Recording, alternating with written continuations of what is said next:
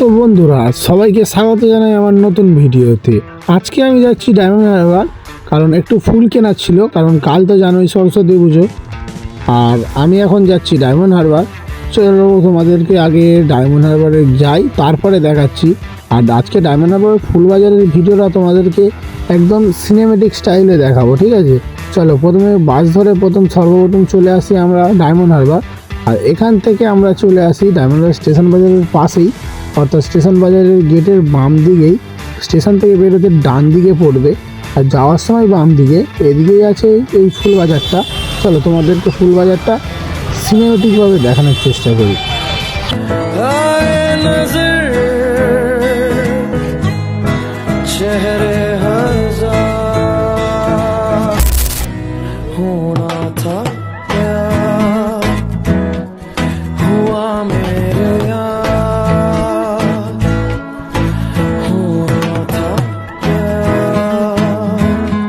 বন্ধুরা তারপরে আমার যে ফুলটা দরকার ছিল সে ফুলটা নিয়ে চলে আসি বাড়ির উদ্দেশ্যে।